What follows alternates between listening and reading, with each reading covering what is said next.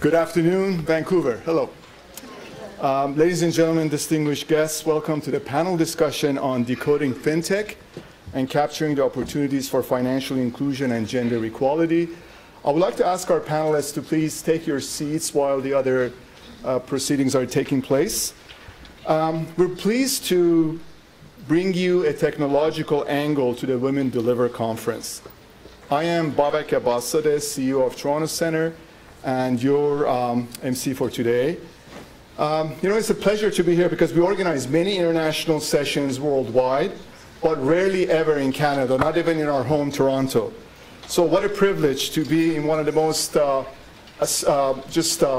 naturally scenic places in the world, Vancouver, to bring this event for you. And also, I've been to many panels, and generally there's a lot of men, so it's good to be the odd man out today in this session. Currently, 1 billion women worldwide do not have access to formal financial services. And you saw the video, which captured a lot of what I was going to say, but in a much better way. Many of these unbanked women live in developing countries. Inclusive financial systems are powerful instruments for women's empowerment, especially in low-income countries. We believe increasing women's ability to save, borrow, and control their own money, as well as insuring themselves and their assets, will reduce poverty and promote an improved livelihood for themselves and their families. Fintech innovations, such as digital payments, are very sexy and get a lot of attention, but they show great promise in expanding financial services to excluded women. Although digital financial systems are terrific, the promise that fintech holds for advancing gender equality will not happen on its own.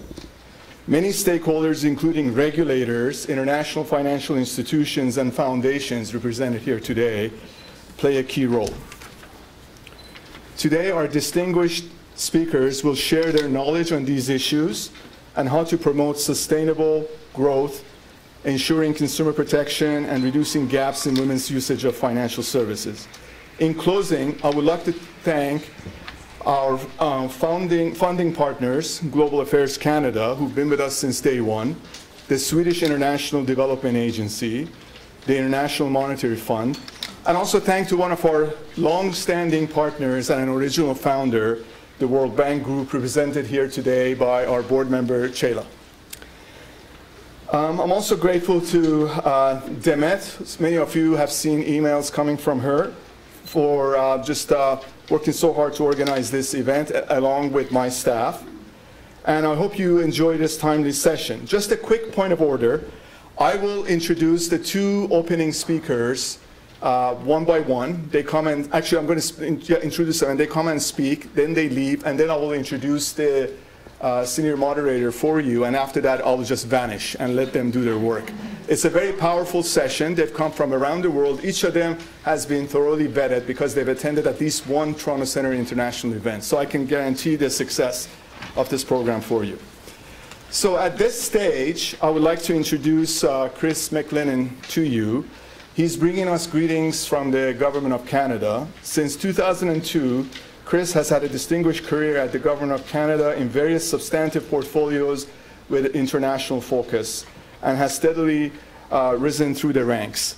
Since 2016 at Global Affairs Canada, Chris has been the Assistant Deputy Minister responsible for multilateral relations with key international organizations such as the UN, the World Bank, and the Commonwealth Francophonie.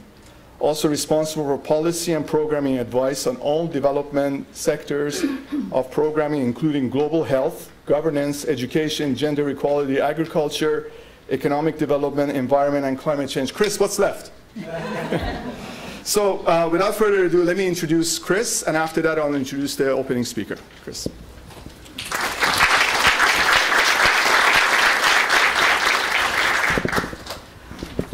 Thank you very much, Matt. No, there's not a lot left, I have to admit. I have the craziest title in my department of Global Issues and Development. Not much left after that. Maybe I'll just a quick word to pass on from Minister Mariam Monsef, who is our minister responsible for both international development and gender equality. First time we've ever had a minister with both those key portfolios, and not surprisingly, this is the event of the century if those are your portfolios as a minister. So she's running around very much so, and would have liked to have been here as well to have spoken to you today. So welcome to Women Deliver. The conference, as you know, is about building on the global movement for gender equality across all areas of international government. We know that no matter where you live, everyone should have an equal chance at a better life, regardless of their gender. However, as we speak, 1.1 billion women remain locked out of the emerging digital financial system because of lack of documentation and other forms of identification to do such simple things as opening a banking account, let alone talking about things such as access to credit or services to grow businesses. According to the global research firm McKinsey, digital finance has the potential to provide access to financial services for 1.6 billion people in emerging economies, more than half of them being women. Digital payments especially have a range of specific benefits for women, including privacy and control over their own funds and building credit history. So we know that fintech can be transformative, and that financial inclusion of women and girls can advance gender equality by giving them greater control over their own financial lives. It allows them to save earnings for future investment, to gain control over household budgets, to allocate higher spending on education and health, and access to credit for their businesses. So, more or less, this goes hand in hand with what is the leitmotif for Women Deliver, of course, power. The ability to have control over your finances and to be financially included gives women all around the world far greater power in their hands to advance not only their home, themselves individually, but their communities and their households. But of course, these types of things don't happen in a vacuum. We must work to ensure that local laws do not discriminate against women and girls in their access to financial inclusion. We must work to put in place the civil registration and vital statistics systems to ensure that everyone has a digital identity. And we must ensure access to financial literacy for women and girls so that they can take advantage of access when it is available to them. We know these types of engagements are not just the right thing to do, they're the smart thing to do. It's about tapping into the $12 trillion economy globally that could be unlocked by women's equal participation in the economy and society more broadly. All of us have an important role to play in advancing gender equality. I would therefore like to commend and applaud the work of our partners, many of whom are here as a part of the panel, for their ongoing commitment to increasing financial inclusion and closing the gender gap. Especially to the Toronto Centre, whose funding we were proud to renew over the next 5 years, remaining the single largest donor. For Canada, the Toronto Centre represents a unique partnership and innovative approach to promoting sound and inclusive financial systems around the globe, especially in emerging markets and developing countries, with an emphasis on gender equality and women's financial inclusion. The issues being addressed today in today's panel are an essential part of encouraging dialogue and focusing our efforts on moving the needle on financial inclusion. And I would like to thank the Toronto Centre for organizing this important discussion and for being a part of Power for Women Deliver. Thank you.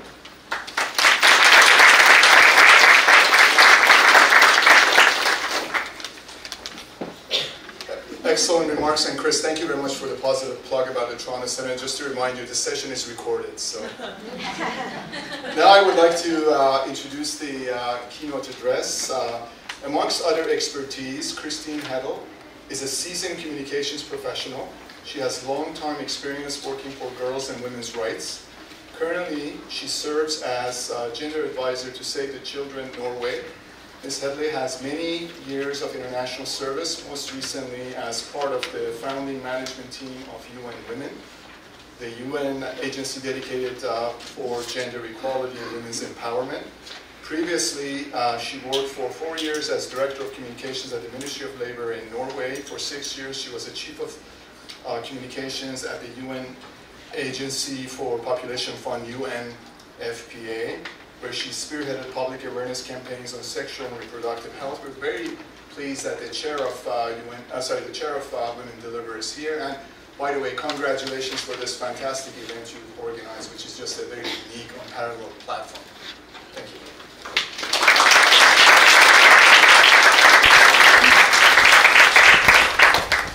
Thank you very much. And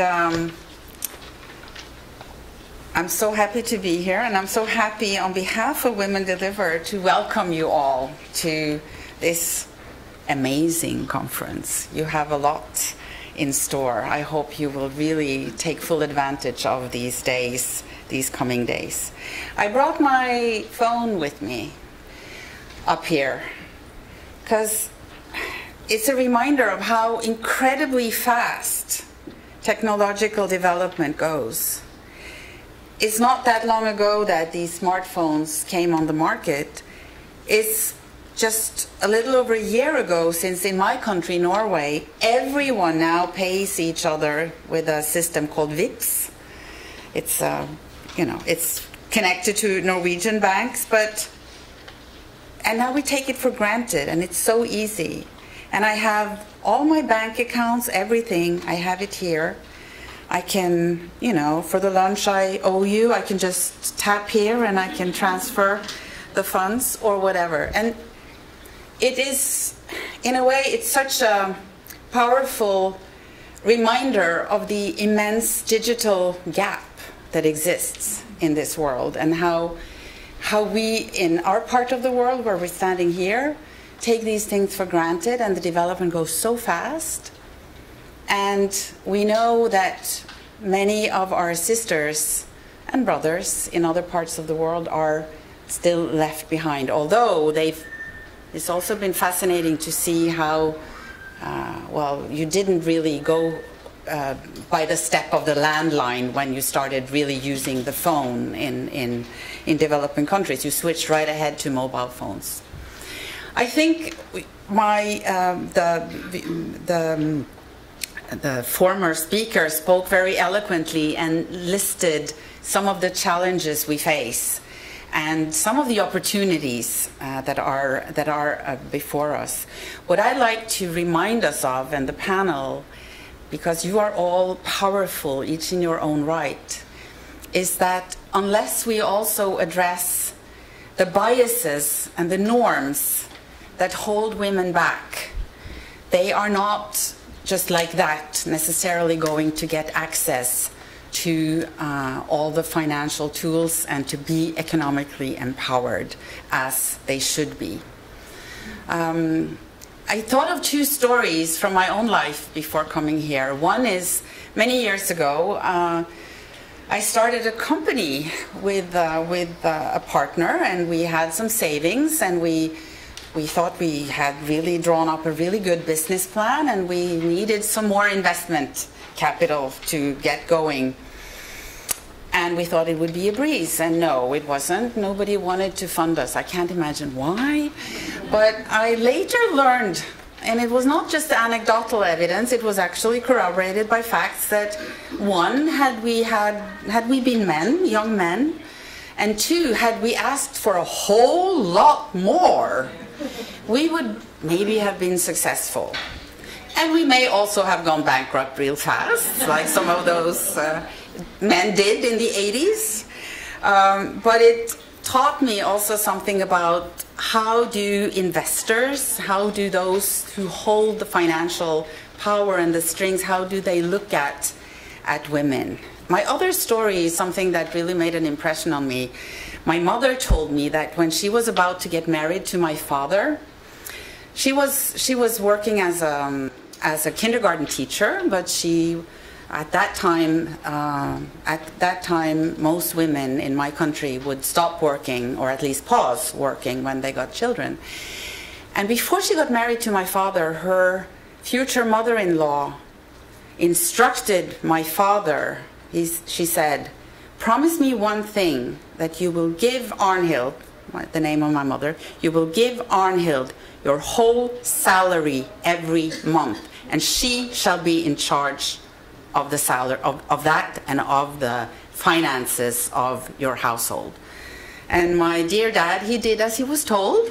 So he kept some pocket money, but he gave everything to my mother, and she was really the finance minister of our family. And that was not a given at the time. She told me, my mom told me, I have so many friends who have to go and ask their husband every time they need something for themselves. They have no control over any, they don't control the purse strings at all. And so what you are about to discuss today is also really a question of power and of empowerment, of rules and regulations, but of systems, of technology, yes, but also about norms, about what's holding women and girls back due to bias and norms, and also actual legislation that, like you mentioned, where you're prohibited from opening your bank account, etc.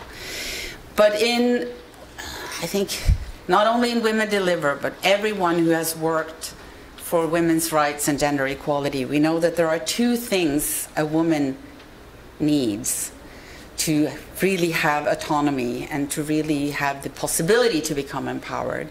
And one is autonomy over her own body and to decide on her own fertility, when, if, and how many children to have.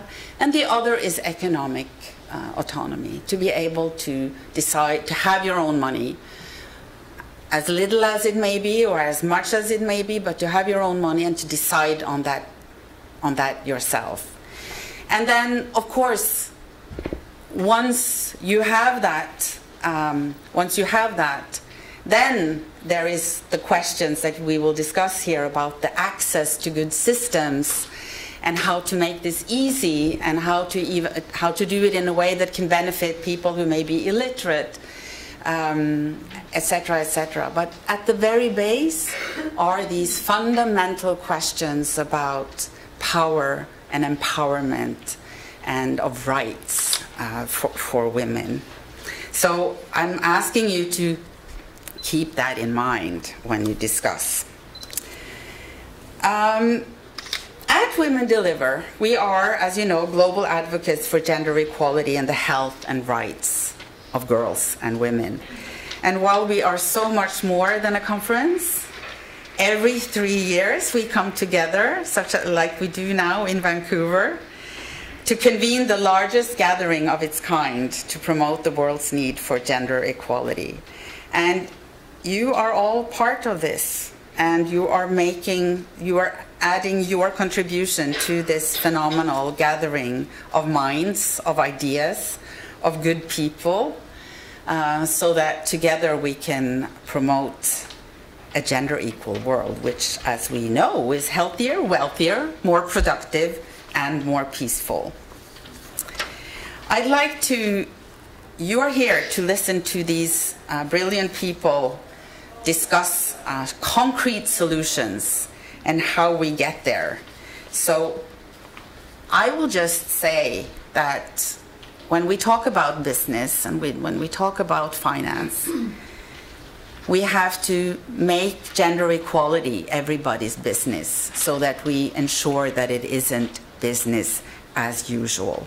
And this year, Women Deliver is examining gender equality in the context of power. What is your individual power? What are the opportunities and barriers in structural powers? That goes right into what you're going to discuss. What is the power of movements to bring change? And I hope that you all will continue to ask yourself, how will I use my power to create a more gender equal world?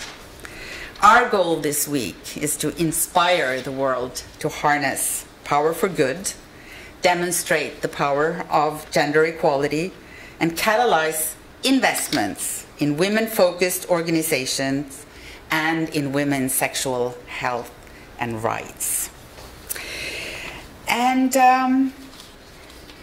I really want to end by, again, thanking you for coming to Women Deliver 2019.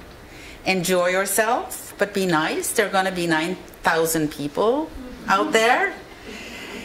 And I can't wait to see what comes out of this event and the whole conference and what we can accomplish together. Thank you very much.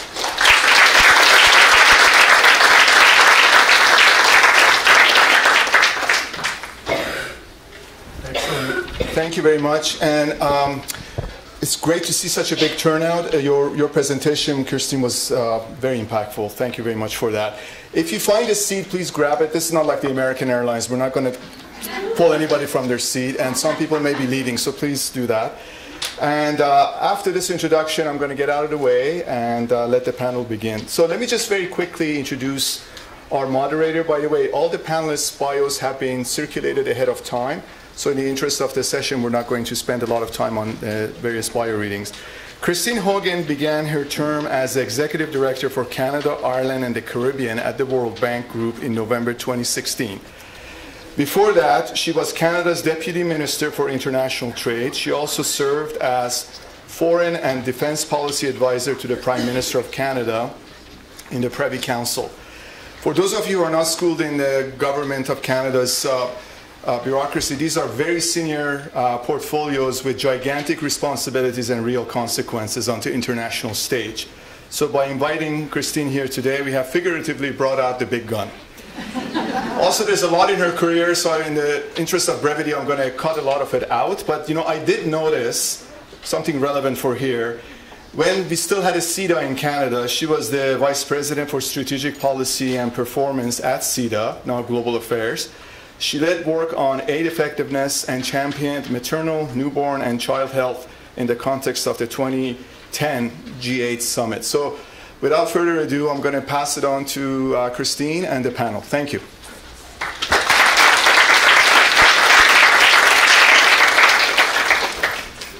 Well, thank you. Can everybody hear me okay? Is that all right? Good afternoon, everybody.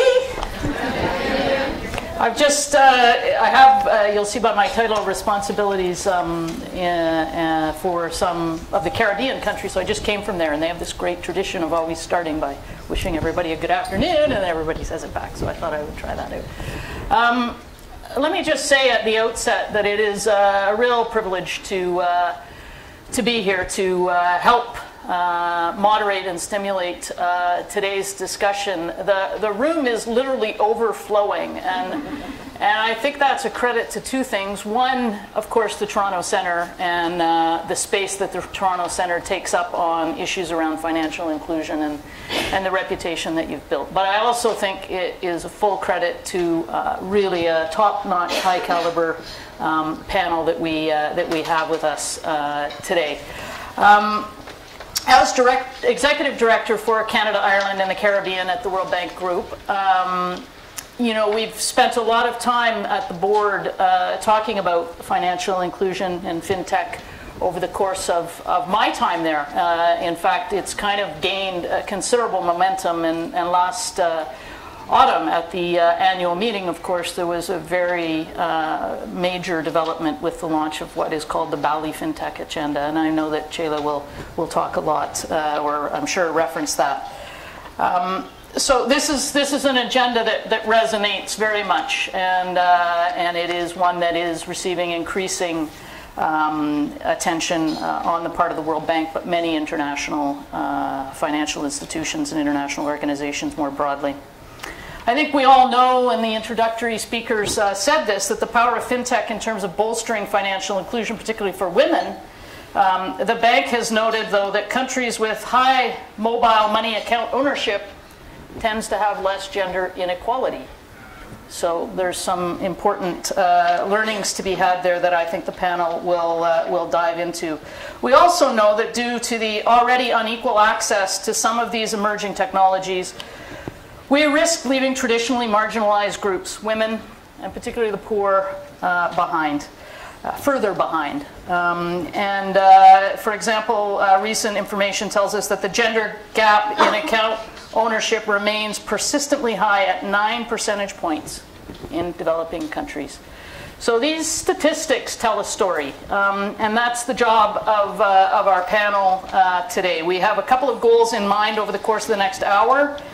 Explore what the future of financial services might look like, how new models will reduce financial exclusion and gender inequality, and also the hows. The how of deploying new models, and of course the important role of policy and regulation. So I'm really looking forward to the discussion. We're going to start with Chela. Chela, of course, by reading the bios, you can tell the depth of her experience, and now serves as the Vice President for the bank's Equitable Growth, Finance, and Institutions practice. This is a very important role across the bank. Chela is also a very important member of the senior leadership team at the World Bank Group.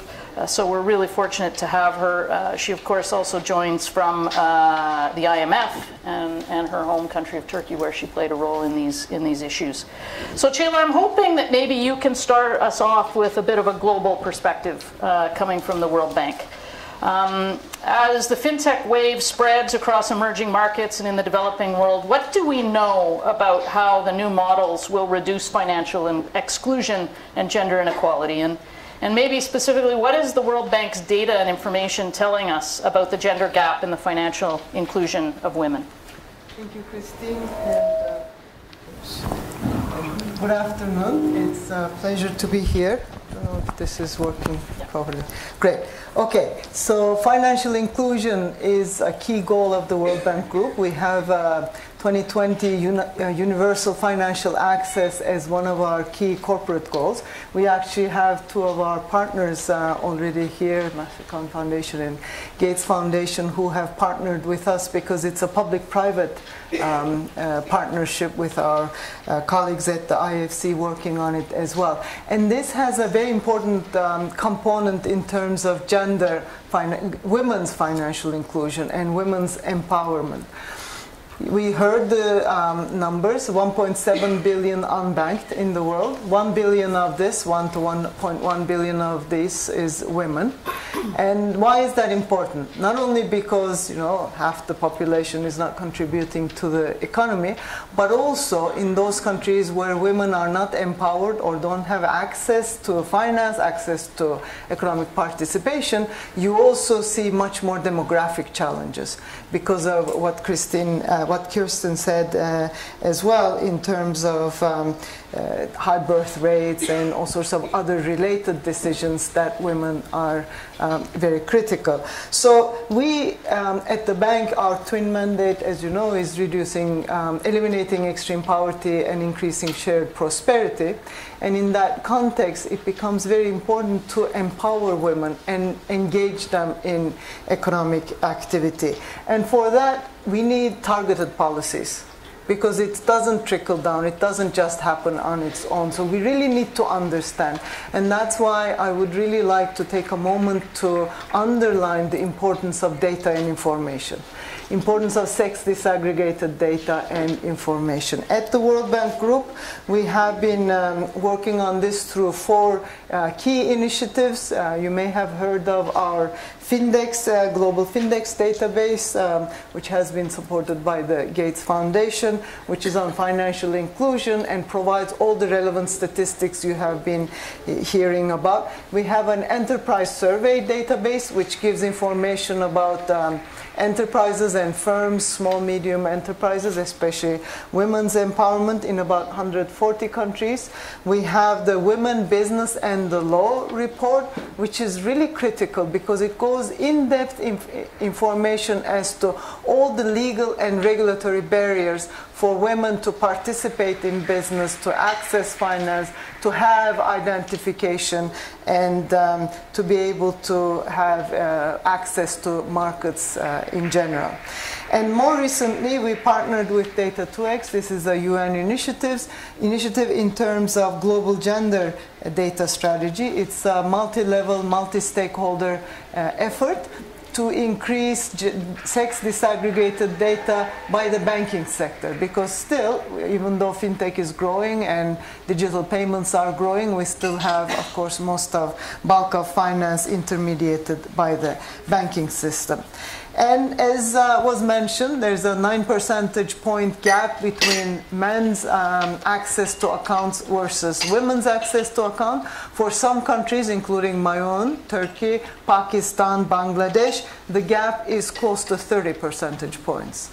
And, but there is hope, because when you have countries with high mobile account ownership, that gender gap almost disappears. So in the countries where there's 20% or more adults that have a mobile money account, there's no gender gap.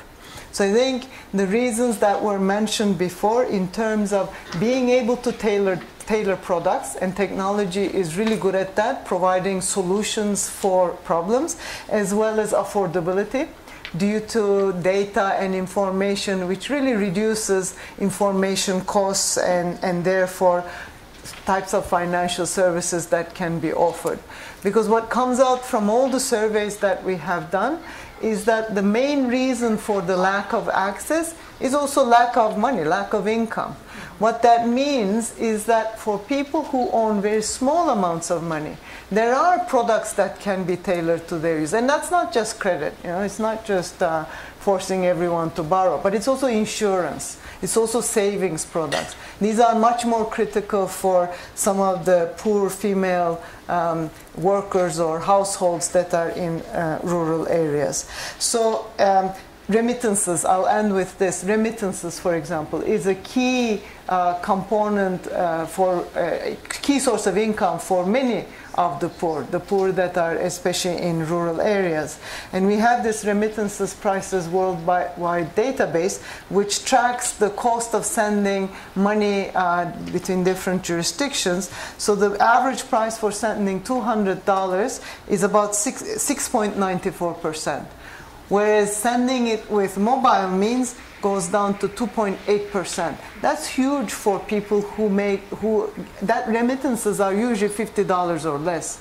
So that percentage does make a big difference. So I have a lot to say, but in the interest of not monopolizing the discussion, I'll end here. That's an excellent kickoff, and maybe just a little point to the participants, the audience. We will come to you and see if you have comments. So as you're listening to some of the opening initial remarks, please think about what questions you might have for our panelists. We'll now maybe turn over to Socorro Hasten. And we're delighted to have you here. Thank you for joining us. I guess we're not only interested in the perspective that you bring of somebody who's in the regulatory space as a regulator, but also some of what you're observing in the Latin American context. It's a very busy space in terms of fintech from what we hear. There's a lot going on. So maybe as an opening question to you, you could talk a little bit about how you see the fintech space in Peru and how you see that connection back to the broader question of gender inequality. Thank you very much. Glad to be here. First, to put things in perspective, Peru has been a country that has been growing very fast over the past 15 years. And with growth has come poverty reduction and also financial inclusion. A lot of financial inclusion progress has been made. And that can be seen in the chart that is being shown here. Let me talk about a little bit of the development of financial inclusion and fintech in Peru. And I want to start in 2005 because that's the point where the Superintendency of Banks of Peru issued a new regulation which allowed a new channel of distribution in Peru, which is the retail agents, which are small vendors like bodegas or pharmacies in small towns. And they are the ones that have the phone. And through them, a lot of people in those towns got access to the financial system. So that was the first stage. So what happened with that decision was that the percentage of districts in Peru that had the possibility of access to the financial system went from 35% to 81%. And those districts have about 95% of the population. So in terms of population, in terms of the capacity of having access to the financial system, you have 95% of the population living in districts where there is a possibility of access. So that is the first thing that happened.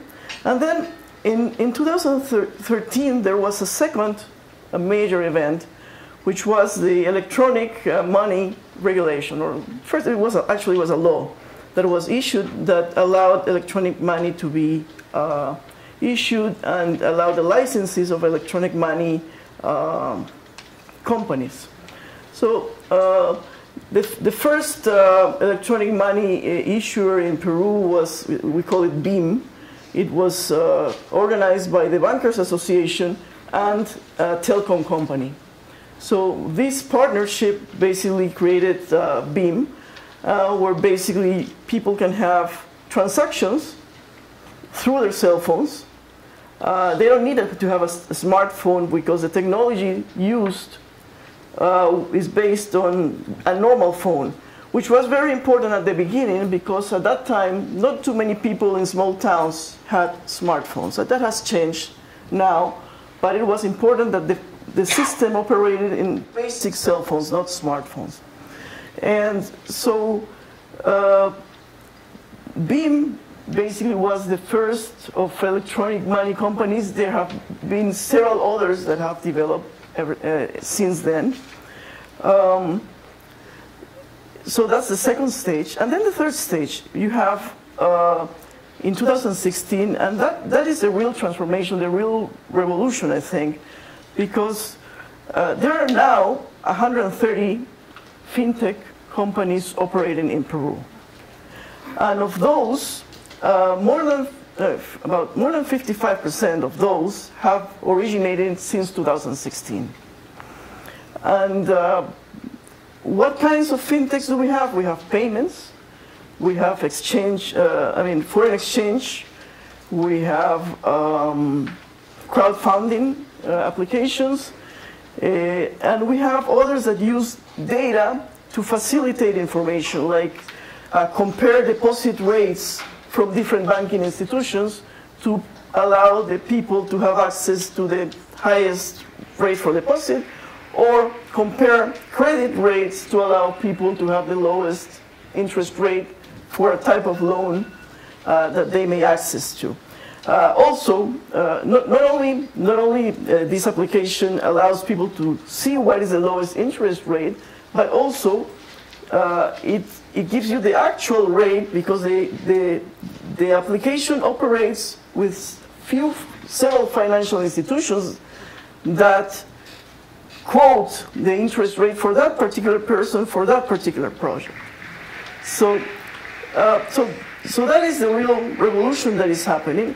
And having said that, we still have a long way to go. Right now, if we want to quote the gender gap in Peru, the gender gap appears to be very small. About 38% of women have access to savings deposit accounts, and 41% of men have that. So we have a long way to go in financial inclusion, but we also have some gender gap that appears to be very small. It's only 3 percentage points compared to the 9% that you have quoted for the average worldwide. We seem to be living in paradise. However, it's not just access to an account that matters. It's the use of the account. And there is a big difference because women tend to have smaller accounts, smaller savings accounts. When they have access to credit, the credit that they have access to is smaller. The interest rates tends to be higher. In many cases, they do have the savings account, but they use the savings account, they receive the money because money is paid. It comes in their savings account, but immediately they take all the money out and they use cash transaction. In Peru is still pretty much a cash economy.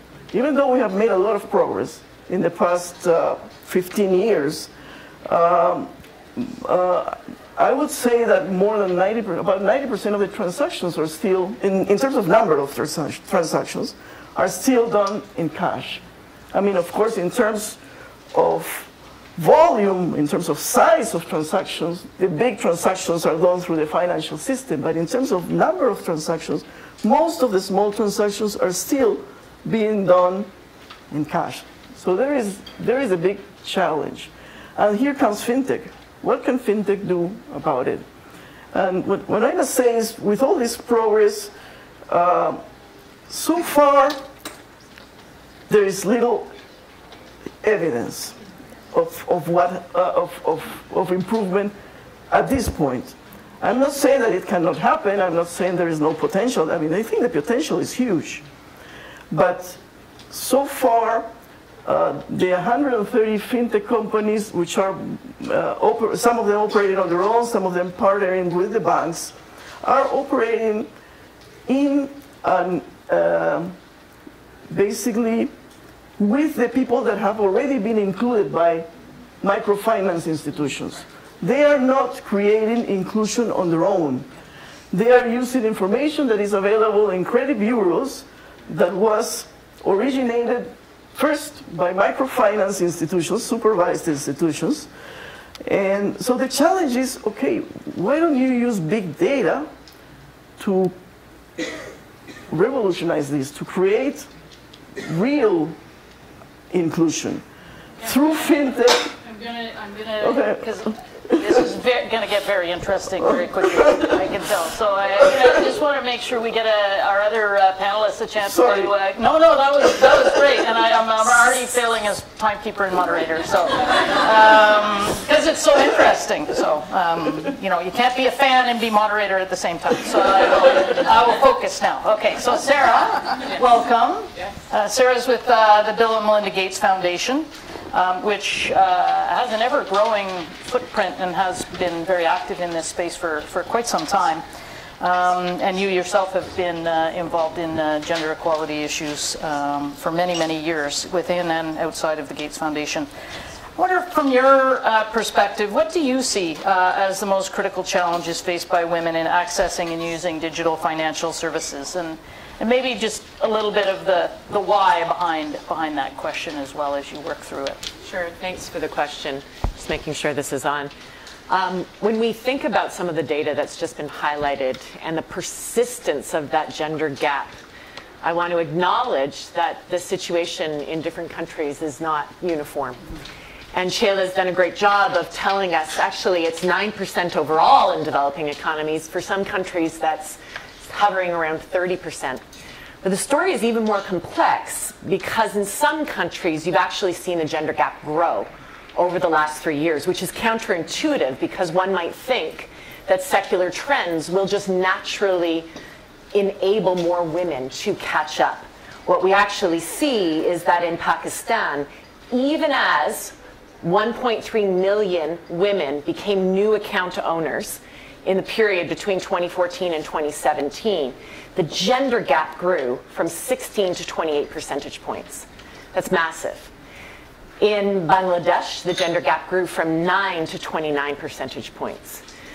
So there's something going on where we see a picture of stagnance, and we also see a more concerning picture of losses.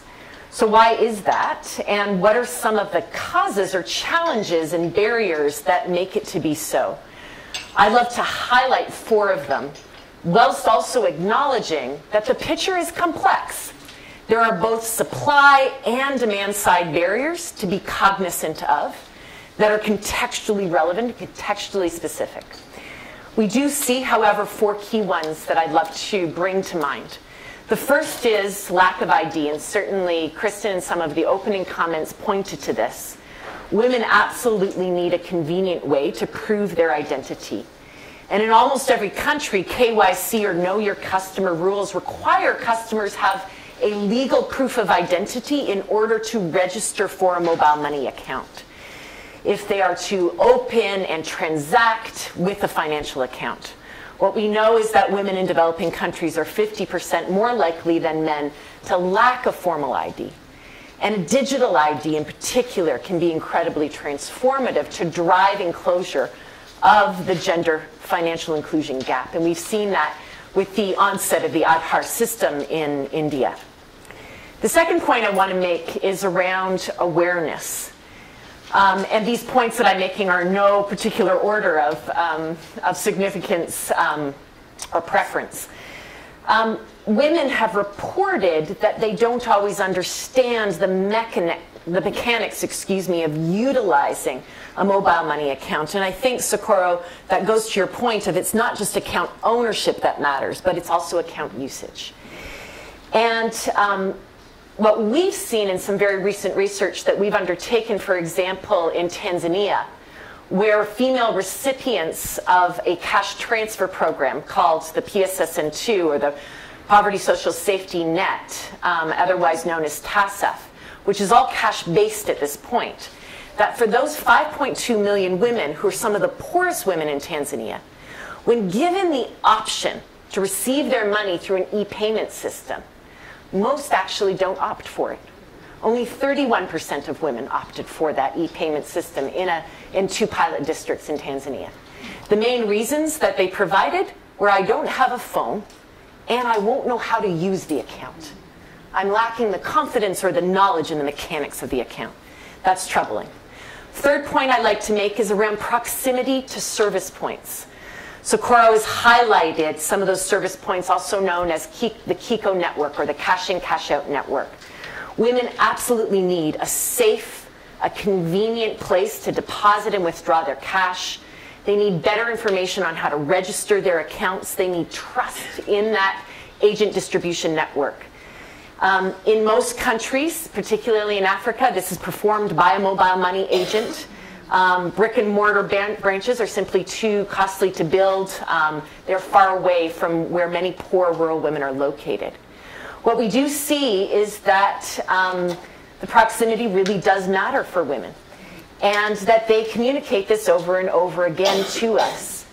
In Tanzania, again, our research with TASF beneficiaries pointed out that women are spending 35% of the cash that they received just on transportation and waiting costs to receive that cash. That's massive. In Pakistan, 18% of BISP beneficiaries, that's the Benazir Income Support Program, take multiple trips to withdraw their funds. And they face long queues and technical challenges or lack of funds at the point of service, with the cash-in, cash-out agent. The final point I want to make is one that Kristen raised in her opening comments. And that is actually one that I think is really important. And that's the challenge of control over and the usage of money itself. And here we often think that mobile money will solve those challenges. But actually, again, the picture is much more complex than at first it seems. I agree that mobile money, where you see stronger penetration of mobile money networks, particularly in East Africa, and a higher density of the agent network, you see a lower gender gap, and that's fantastic. That notwithstanding, you also see that women don't always have control over the money in their bank accounts.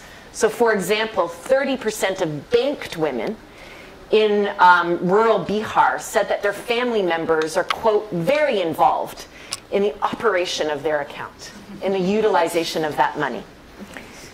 In Pakistan, again, I want to raise an interesting point, that women would be considered to have a mobile money account. These are 5.2 million women who are beneficiaries of a cash transfer program called the Benazir Income Support Program. But this account is something called a limited mandate account, an LMA. What that means is that they're able to receive money and to simply cash it out. And that's it. Can you imagine if with your ATM card or your mobile money account, all you could do was cash the money out?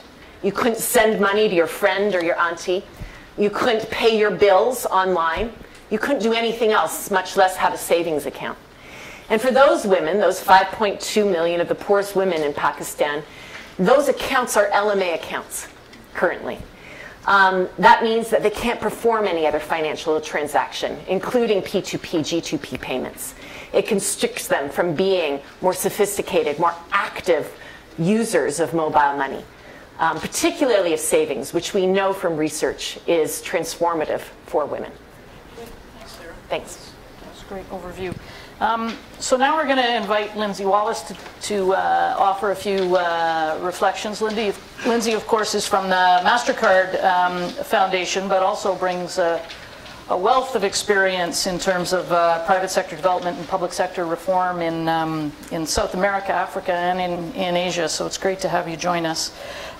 Maybe, Lindsay, we'll invite you to offer some comments on what do we already know about how FinTech can reduce financial exclusion and gender inequality, and your thoughts on this great question we always like to ask about barriers. What are the barriers that are still outstanding there? And we've already, I think, got a few clues from the speakers that preceded you. Yeah, thanks so much, Christine. Just to say that I absolutely agree with colleagues that we need to start with data and information, and we've just recently supported a Findex series focusing exclusively on sub-Saharan Africa, so diving deep into the countries there, of course with colleagues from Gates, IFC, and World Bank. I think a lot of the points have been touched on, and so there's a lot of positive components. So certainly we know that mobile is an entry point, and it's an entry point in a way that we've probably not seen before. So certainly when you look at the Findex over the years, the big shifts has really been driven by access to mobile money accounts. And for an organization that's particularly focused on young people, this is particularly true for youth populations. You know, in sub-Saharan Africa, 30% of young people have access to a mobile money account or use a mobile money account, and it's less than 10% in terms of a more formal financial account. And again, you know, as others have touched on, we do see that where there's deeper penetration, that gender gap in particular is lowering. But as others have already touched on, there are a number of barriers that remain. For sub-Saharan Africa, the gap is 11%, but it does vary, to build on Sarah's point. So in some countries, South Africa it's 0, but in Nigeria it's 50%, and this is all in the new Findex note. Again, ID. In sub-Saharan Africa, the gap is about 9%. The gender gap of ID is about 9%. Phone access, you know, it's 14% in sub-Saharan Africa. But I think as well, it's more, you know, certainly access to the phone, access to the ID, proximity to the mobile money agents, decent regulation to allow an opening of an account. But I think we still have a fundamental lack of products that people want to use. I think there still needs to be a lot more innovation from the private sector in order to really drive the type of products that the people want to see. The fact that we still see a huge number of people using informal financial services, and you know, one's financial life is complicated, and there should be a wide variety of services available, but the fact that we're still seeing so much informal financial services, which have a place, but you know, perhaps are not as effective as some of the mobile services, is still a challenge. Great. Thank you. So at this point, I'm just going to survey the audience and see if anybody has any particular question. We'll take a couple of questions, put them to the panel, and then we'll go around round two. We've kind of done, I think, in this round, a little bit of the diagnostic in terms of sort of where are we, what are the challenges. Certainly the data issue came up repeatedly, but I don't know if there's anybody that wanted to pose a question. Please, just come up to the mic. We'll take one or two questions, and then we'll let the panels listen. Hi there. Thank you so much for the panel, the informative discussion here. My question, actually, I am Monique Shadow. I'm with Veterinarians Without Borders right now, but I have 10 years experience in cooperatives and credit unions. So as you touched upon the informal sector, I'm just wondering how you work with, or how you become aware of that sector, because we know that they're very grassroots, democratic societies, and do you ignore them completely, or do you try to work with them? And so I know that many women have been empowered through these informal sector enterprises. Did you want to? Sure.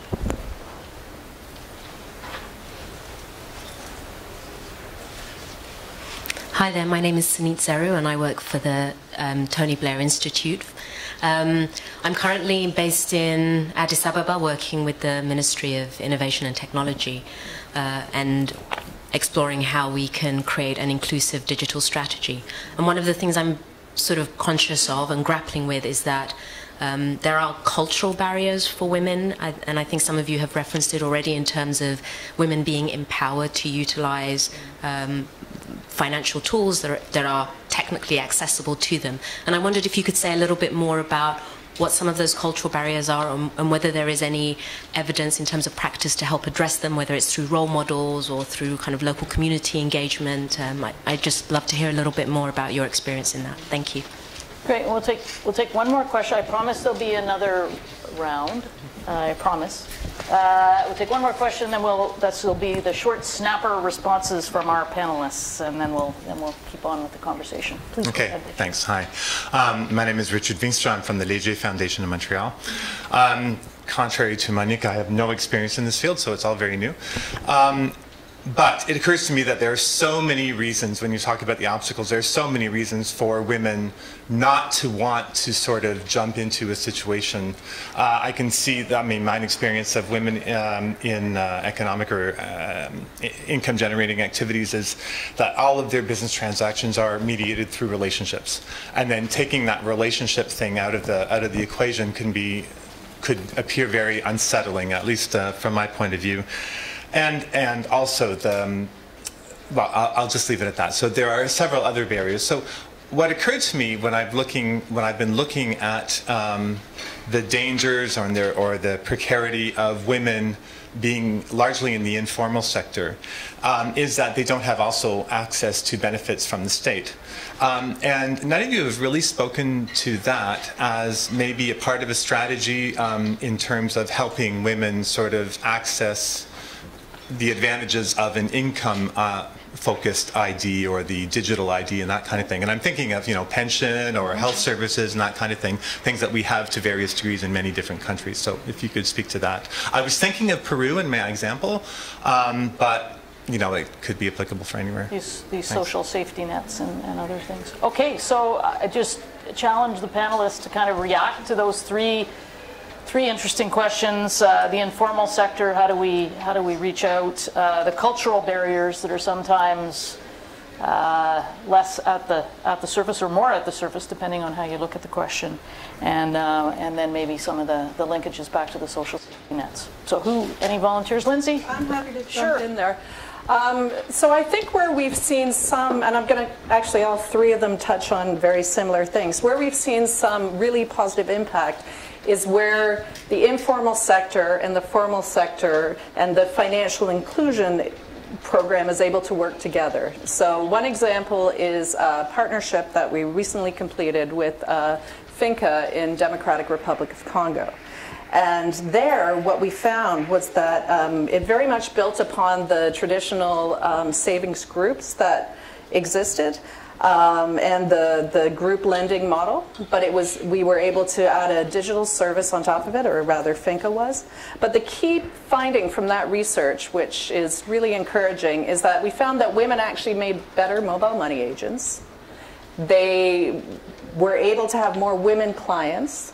It was better for the financial service provider, better for Finca, for their bottom line, because they saved more. And so I think where the informal and the cultural norms link maybe more closely to the formal system, there's it's a much clearer pathway, and it's less of an issue. We're also seeing some interesting opportunities in digitization generally. And so even beyond fintech, we're seeing a lot of informal merchants digitize and try to get onto the internet, and they're using tools that they wouldn't have normally or are not necessarily set up for it. But we're seeing that the pathway to formalization is actually less maybe black and white than it was, and there's some early steps through, we're seeing interesting WhatsApp groups that are being used to market services, and then combined with Uber for delivery of goods, and add on a mobile channel payment to that. There's a number of components. But I think just to the last question, I think that's where the digitization of cash transfers or welfare payments is seeing a lot of really interesting potential benefits. And Sarah touched on that a little bit in her speaking. So there is an opportunity to leverage the channel to actually help to address some of the wider impacts. I want to add on to that. So at the bank, we have a lot of programs in terms of digital cash transfers. So for education, for example, a mother will get cash transfers and conditional cash transfers, they are called, for the education or health of their children. And we have in many countries these programs, and digitizing them has really helped a lot. One, in terms of the issues that were mentioned in terms of safety and access and so on, but also empowering them, being able to manage that. So a lot of the analysis we do show that women who get these are actually better able to save, use it for even some entrepreneurship. One thing that Lindsay just mentioned and I want to draw on is there's a bit of hopefully there will be a virtuous cycle, but right now there's a bit of a vicious cycle in the sense that a lot of the fintech providers are male. And so customizing and tailoring the products to women becomes difficult. And I think if you look at regulators also, I have one exception here, but it's mainly male. And there's a lot of research showing that board members, financial sector is very much male dominated. I've been in this 30 years, and very rare that I'm in a panel with only women. And that becomes important because, just to give you an anecdote, that a central bank governor, a colleague of mine told me this, in one of the African countries. So they detect that between 4 a.m. and 5 a.m., mobile transactions peak. So they thought, okay, this is money laundering. We are going to stop transactions during that period because it must be that, this is what's happening. And the deputy governor is a female. And she said, let's look into this. And that's, again, goes back to the reason for more data and analysis. But it was actually all women. These are the informal sector. These are market vendors, which are actually using digital, their mobile phone, to get the goods, to transfer the goods, to pay for them, and all that before they are getting their children ready for school. So I think it's very important to really understand the circumstances of those that are excluded, because it's very different.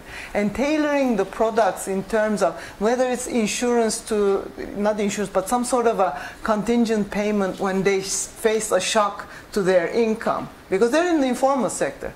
Most of them don't have health benefits or other benefits, right? So being able to understand that and tailor products is very important. And I do think, we will talk about risks next, hopefully, but I do think it does, fintech or digital payments offer these opportunities because of the ability to tailor products. But that also comes with risks that we need to bear in mind. Right. I just wanted to add a little bit on that, and I'm so glad, Sheila, that you raised the aspect of the sex difference between agents or the commercial bank sector overall. And I do think that that makes a difference, both in terms of women's interface with commercial banking. It also makes a difference in terms of their interface with the distribution network, with the cash in, cash out network. And in some countries, we see kind of very shocking gender statistics. For example, in Bangladesh, the Keynote agent distribution network is 97% male. In Pakistan, it's 99% male. And there you've also got those big gender gaps in terms of account ownership.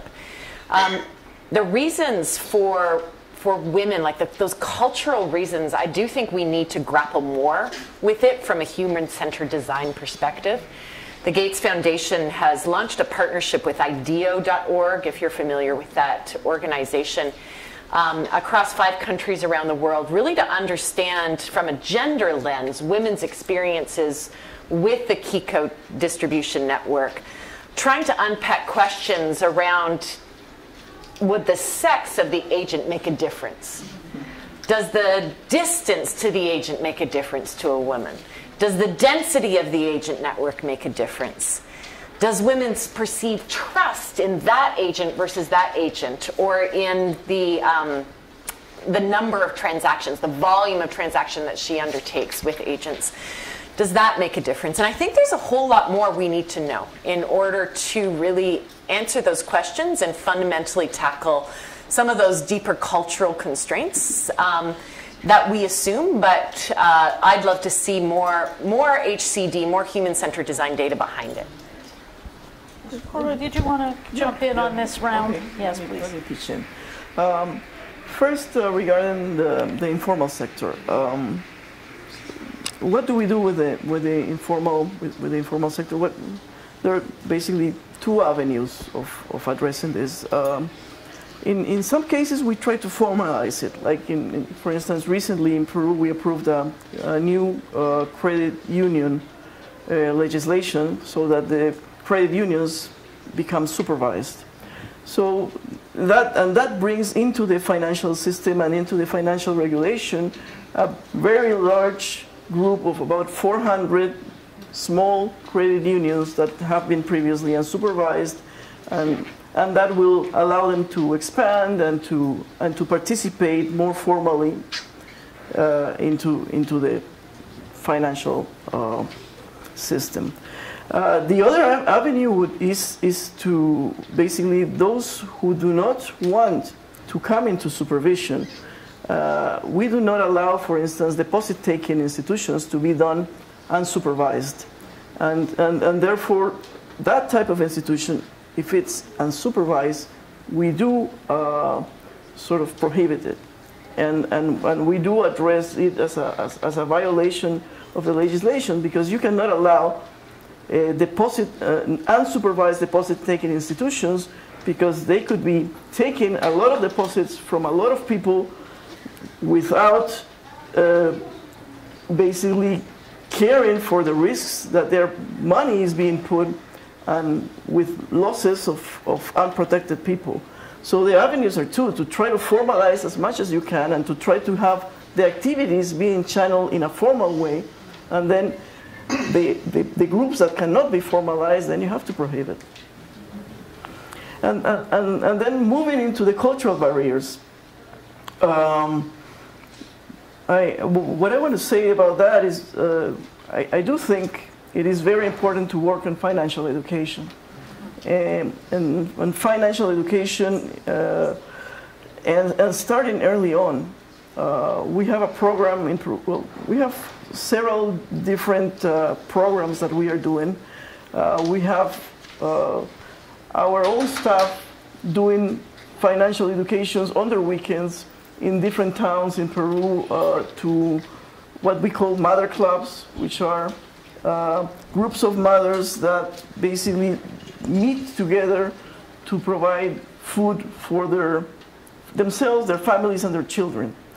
And so financial education in that context is very practical, because what you do is you do not go and teach abstract things, but you teach them how to manage the budget of the mother club, how to use them, how to and how to manage the money of the household, and things like that are very, very practical, very hands-on, and so that is very successful.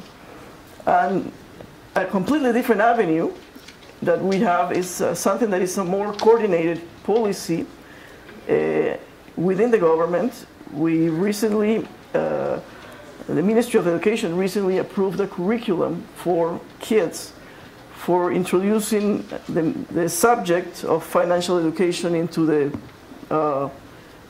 system. There is a pilot program that has started this year, but that is going to take a lot of time. And we're working on preparing the teachers that are going to be in charge of delivering the subject matters. And it's going to take a lot of time, because there are more than 100,000 teachers. So we do not have the capacity to do that on our own. So it is very tricky.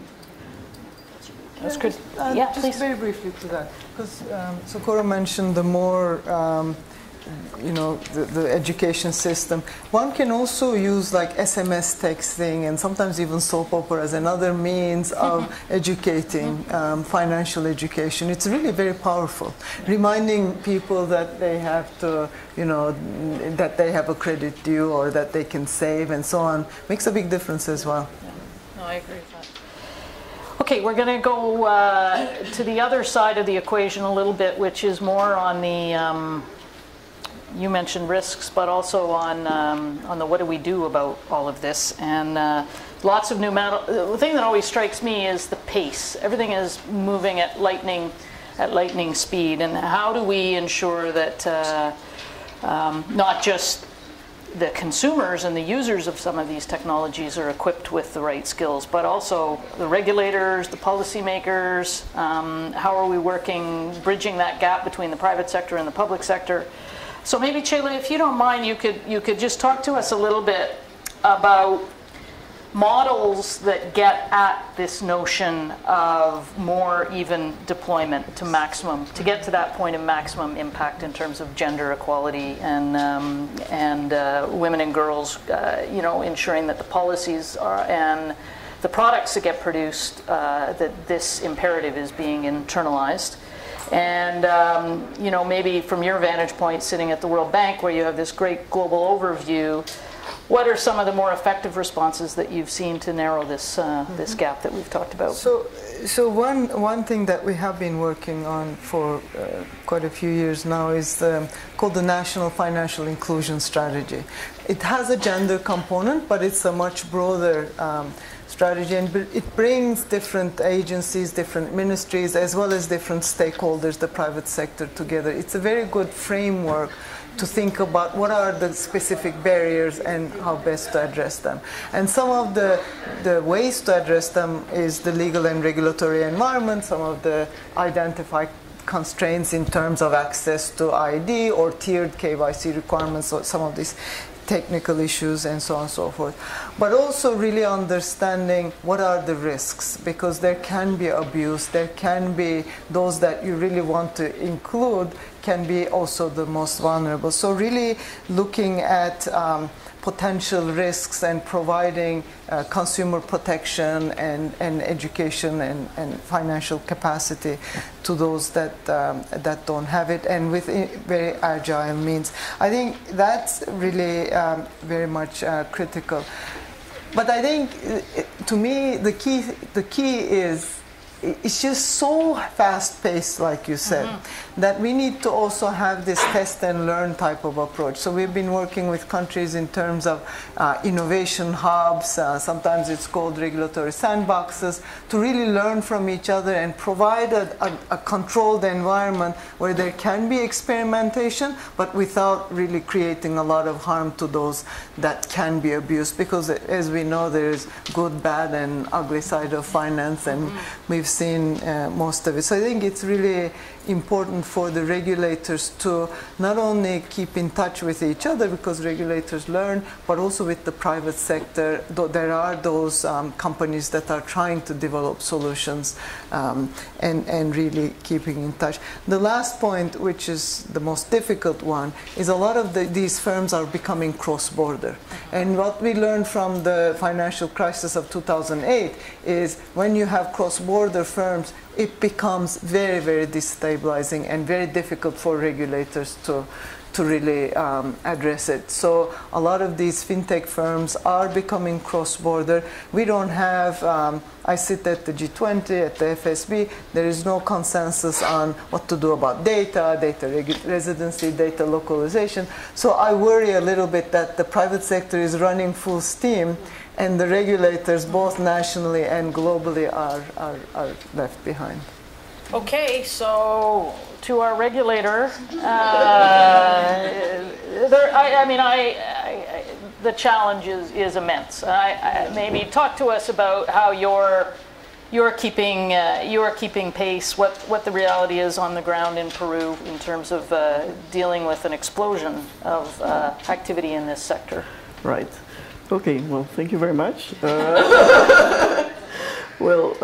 First, the pace is is immense, and it's impossible to keep pace. I mean, you really, regulators tend to be a group that work very slowly, because we analyze all the risks, we look at everything, and we make our minds in due time. No? And I mean, it is impossible to make up your minds in due time when innovation is happening in front of your face, and you have to be much faster. I mean, you need sandboxes, because also the regulator needs to start thinking faster. And so in a controlled environment. So the sandboxes are something that is very useful, I think. So the pace is a huge challenge. And the jurisdiction, I mean, the cross-border operations is another huge challenge. But not only the cross-border operations. I mean, fintech poses a huge challenge in terms of coordination of domestic regulators. Because financial regulators are used to talking among us ourselves. And for instance, in the case of Peru, yeah, we can coordinate very well with the central bank. We can coordinate very well with the securities regulator, with the Ministry of Finance. Among the four of us, we can do a lot. But fintech is something that goes beyond what we can do among the four of us. And you have to deal with telecom issues, the national identity, digital contracts, the judiciary, the Justice Department. So, I mean, those are people we never see. And you have to start knocking at their doors and saying, look, there's an issue here. So that is another challenge. And then the most important thing is, well, what are the risks and how to deal with the risks without curtailing innovation? And for us, the main risks, I mean, I would classify them in three. We regulators care about financial stability. The system has to work, has to be stable, so banks or financial institutions or whoever takes people's money has to be solvent, has to be liquid. But also, the markets have to work properly, so whoever is engaged in channeling payments has to do it in a proper way so that the payments can be done and the payments do not get interrupted. So those things are very important for financial stability. The second thing we care about is market integrity, or I mean, money laundering or anti-money laundering is included there. You need to know who you're taking money from. You need to know that terrorism or crime is not getting into the financial system to preserve market integrity. And the third thing is market conduct. You need to have those who operate in the financial system to behave in a way that is respectful of laws and of people.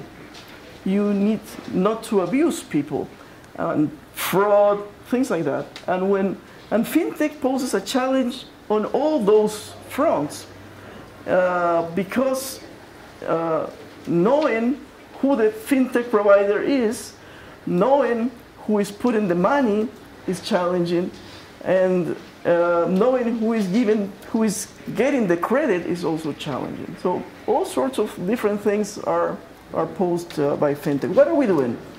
Just to get to the point, we are trying to regulate first crowdfunding.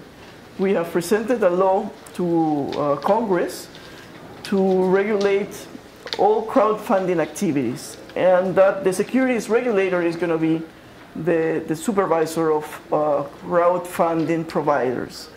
And we, as the superintendency of banks, we're going to support them, but they are going to be the prime supervisor.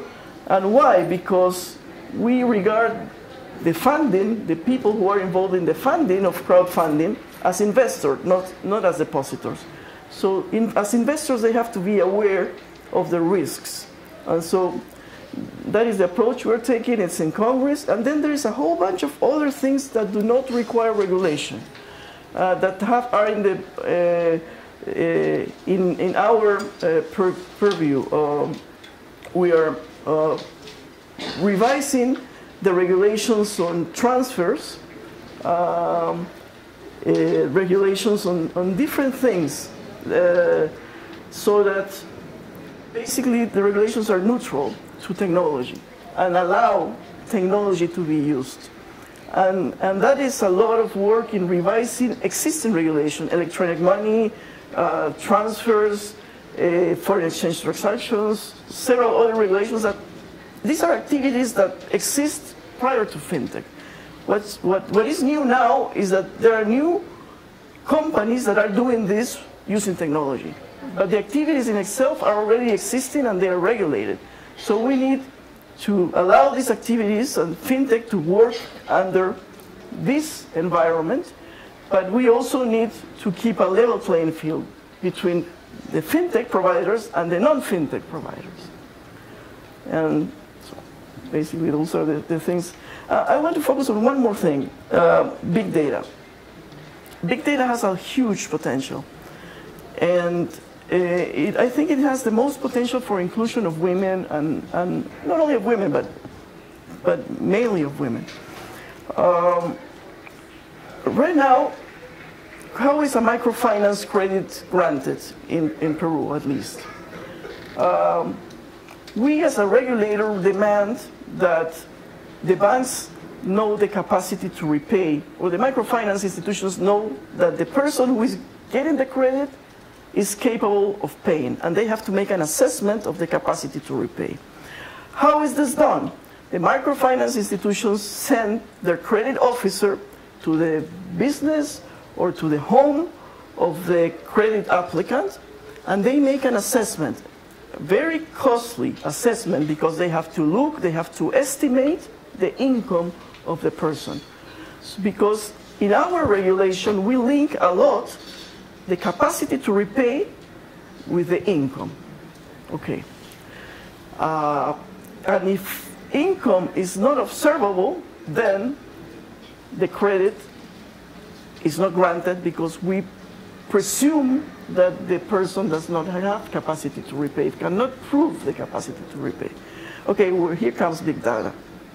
And big data allows you to circumvent income. So you can estimate the capacity to repay without knowing the income if you have access to a lot of the transactions that this person is doing, purchases, phone calls, all sorts of different things. It's very invasive. But if you can have access to all sorts of information like this, you can provide a credit score for a person without knowing their income. That would allow you to know the capacity to repay, or at least to have some score of the capacity to repay, without having income, and that will allow you to have more access for women, more access for people who are in the informal sector, as long as their transactions are visible. Okay, we've got only 10 minutes left before the time clock goes off. So again, my failure as a moderator and timekeeper. But I'm going to turn to both Sarah and Lindsay, and it's a little bit the same question, right? I mean, both of you operate in this space where you're on the ground working with some important partners. You've got agendas around women's economic empowerment. So I'd love to hear, Sarah, from the Gates perspective, you know, what levers are you looking to accelerate this agenda? And then maybe similarly, Lindsay, if you could talk about what innovations that you've seen, MasterCard Foundation has seen as you've been doing your work on the ground, particularly in Africa, which has been a big focus of yours. So we'll let you just take that very broad question and do with it what you'd like, and then we'll have a little quick wrap up. Sure thing. So to provide some context, the Gates Foundation has long been working on something we call financial services for the poor. So with a lens of inclusion of those most marginalized from the formal financial banking sector, to onboard them, to bring them in, ensure that they are banked. In 2018, on International Women's Day, we launched our new strategy on women's economic empowerment. And one of the levers in that strategy towards enhancing economic empowerment outcomes for women fundamentally is women's financial inclusion of low-income women. So now you might ask, with that as our ambition, what is it that we're trying to do, given everything you've heard around both the challenges, the barriers, the complexities of regulation? Our first starting point, and it is just a first starting point, is a hypothesis that's based on the digitization of a predictable income stream for low-income women to accelerate closure of the digital financial services gender gap, and fundamentally utilizing that as a potentially powerful platform to catalyze women's economic empowerment. And here, to target and actually reach low-income women themselves, we were thinking, so what is a predictable income stream that low-income women have? And we've placed a bet on already established G2P, or government-to-people, social safety net cash transfer programs. And this goes to your question, sir, Mr. Heenstra, yeah? Around pensions, etc. Our focus is on social safety nets because our target segmentation is low-income women, or the lowest income women. And our basis of this is to do two things. One is to increase the value of DFS, of digital financial services, for low-income women, and the second is to onboard and increase usage of mobile money for low-income women. We've based this hypothesis on country exemplars that have actually seen an acceleration of the closure of that gender gap in a specific period of time. You heard already from one of the colleagues here in the panel that South Africa has a zero gender gap, 0% gender gap. That wasn't always the case. And in fact, it was actually the digital payment and the opening of new accounts by women to receive that payment into their account that enabled the acceleration of the closure of that gender gap. We see a similar story in Brazil, in Mongolia, in Iran, and in Mexico. And it's on this basis that we've focused this hypothesis. And so what are we doing? We are working on something that we've notionally called a D3 framework. And we're partnering together with the bank and with other donors on this, and particularly with country governments. The 3 Ds stand for the following, and they are based on rigorous RCT research. We're looking at how to digitize social protection programs, how to ensure that those payments are directed, so that's the second D, directed into women's own accounts, and then how to design the program and the products so that they expand women's economic opportunities, so that they are in service of women's preferences and needs. So that's digitize, direct, and design. We're working together with the bank in terms of testing this in a few countries, but then catalyzing that learning across the bank's work in social protection more broadly. We're starting with 3 programs. With BISP, as I've mentioned before, the Benazir Income Support Program in Pakistan, with the Poverty Social Safety Net Program in Tanzania, and with a labor program in Rega in India, specifically in Bihar. And we see the market opportunity is significant in terms of onboarding women into their own accounts and creating a program that works more in service of their preferences and needs. I think there's 2 other things, if I have the time, and I'll just quickly mention them, that are important that the Gates Foundation is also working on. The first is data. And that's in partnership with Karen Brown, who I see is at the back of the room, and the work that she leads in the World Bank's gender team. And together with Karen and other partners, we're looking at the sex disaggregation of supply-side financial inclusion data. We do see, as of 2016, the IMF for the first time had its FAST data, its financial access survey data, actually sex disaggregated. And that's part of the challenge, but I think there's a whole consortium of partners led by Data2X and others who are coming around this question of sex disaggregation of supply-side financial inclusion data. And then finally, what's the next frontier for the Gates Foundation? We've got 2 questions we're going to be looking at in 2019. The first is on wage digitization. So beyond G2P payments, we're looking at wage payments. We know that there are still 230 million unbanked adults worldwide who receive a private sector wage payment in cash. 78% of those adults own a mobile phone. In Indonesia, 8 million of unbanked women work in the private sector and get paid in cash. That could, 6 million of those own a mobile phone. Those women could be banked. We're looking at the digitization of wage payments as a potential new sector, and this is really exploratory at this phase. Over to you. Lindsay. Great, thank you. And I'd say So much information packed into this short amount of time. we're very pursuing a very complementary strategy, and in fact, digitization is key. A lot of what we're looking at is small business digitization, particularly for women. Looking at digitization in the agricultural space. And I just want to echo some of the opportunities that we see in some of the points that Socorro made on big data and the opportunity for Fintech to allow for alternative credit scoring, to be able to allow women to get access to the credit market that they wouldn't have before. We're seeing some interesting innovations in some of the pay-as-you-go innovations, because women can now just pay with tiny amounts. It takes away those transaction costs. So we've done a little work around pay-as-you-go solar in Tanzania, and what we've seen is that once the women are able to pay off the solar panel, they're actually then able to use that as an asset to be able to get greater loans, do agricultural loans. So it's really, I think there's a large number of possibilities.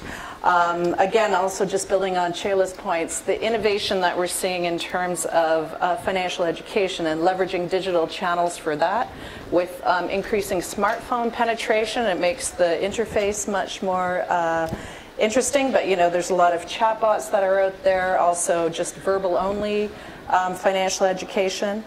And then, of course, although we didn't support it, I'm very excited by some of the big data analysis of mobile phone calls that have been done, so that mobile phone providers, and just to do a little bit of a true confessions, I completely agree with the gender disaggregated data, and when we were looking at our own data, we recognized that we didn't have as much as we should.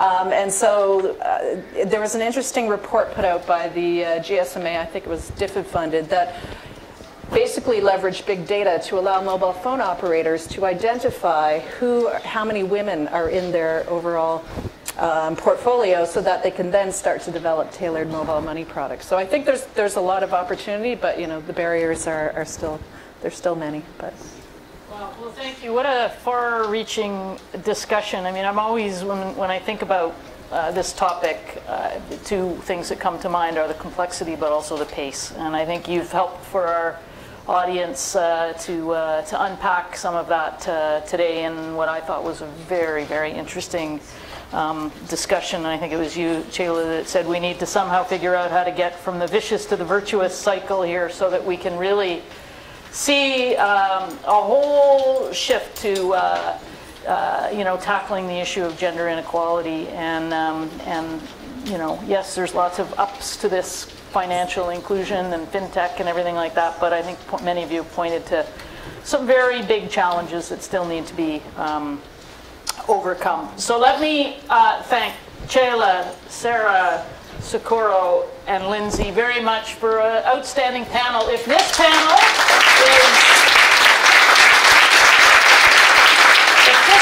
is a sign of things to come over the coming few days, you are going to have an outstanding time here in Vancouver. So thank you all for coming, and thank you to the Toronto Centre.